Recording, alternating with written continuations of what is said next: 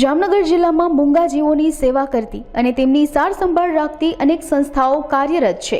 આ સંસ્થાઓમાં મૂંગા જીવો માટે દવા, સારવાર, શેડ, ઘાસચારો, પીવાનું પાણી આમ તમામ પ્રકારની સુવિધાઓ પૂરી પાડવામાં આવે છે। આ સંસ્થાઓના નિભાવ ખર્ચ અને જાળવણી માટે રાજ્ય સરકારના માર્ગદર્શન હેઠળ પશુપાલન વિભાગ ગાંધીનગર દ્વારા મુખ્યમંત્રી ગૌમાતા પોષણ યોજના અમલમાં મૂકવામાં આવી છે। તાજેતરમાં જિલ્લા કલેક્ટર BK પંડ્યાના અધ્યક્ષ સ્થાને જિલ્લા કક્ષાની સમીક્ષા સમિતિની બેઠક યોજવામાં આવી હતી, જેમાં જિલ્લા કલેક્ટરે યોજનાના ઠરાવ મુજબ પાત્રતા ધરાવતી સંસ્થાઓની મુખ્યમંત્રી ગૌમાતા પોષણ યોજના અંતર્ગત આવેલી અરજીઓને ધ્યાનમાં રાખતા તેમને સહાય માટે મંજૂરી આપી હતી।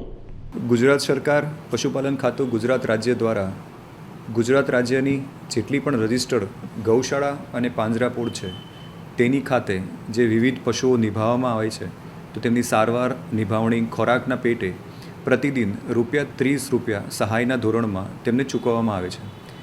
દર 3 મહિને આ પોર્ટલ આઈ ખેડૂત પોર્ટલ ઉપર ઓપન થતું હોય છે અને વર્ષ 24-25 માટે એપ્રિલ 24થી લઈ અને જૂન 24 સુધી જુલાઈની અંદર પોર્ટલ ખોલવામાં આવ્યું હતું।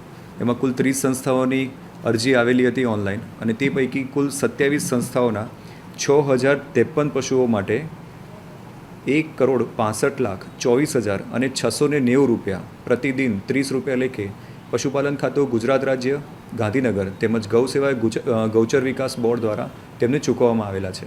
આવી જ રીતે આ પોર્ટલ જુલાઈ, ઓગસ્ટ અને સપ્ટેમ્બર પૂર્ણ થયા બાદ ઓક્ટોબર માસની અંદર 1 ઓક્ટોબરથી 15 ઓક્ટોબર માટે ફરીથી ખોલવામાં આવશે।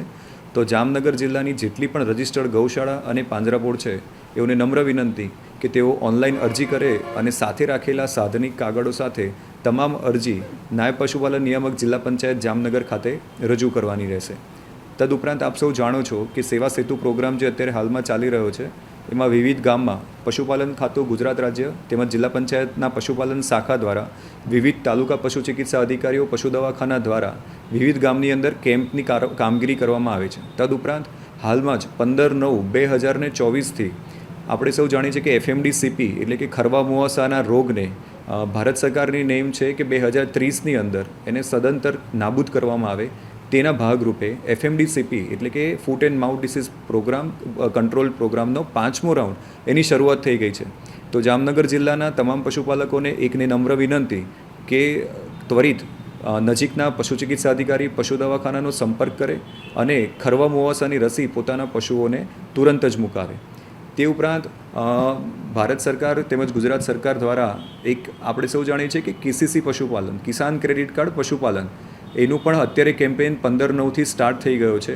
તો એમાં જે પણ પશુપાલકોને પશુઓની નિભાવણી માટે કે ખોરાક માટે ક્રેડિટની જ્યારે જરૂર હોય છે તો બેંકમાંથી એક ફોર્મ ભરી અને કામગીરીમાં ક્રેડિટ પોતે લઈ શકે છે। એના માટે પોતાના નજીકના પશુ દવાખાનાનો સંપર્ક કરે અને એમાં કિસાન ક્રેડિટ કાર્ડ પશુપાલન ભરવામાં સંપૂર્ણપણે પશુપાલન ખાતા દ્વારા સહયોગ આપવામાં આવશે।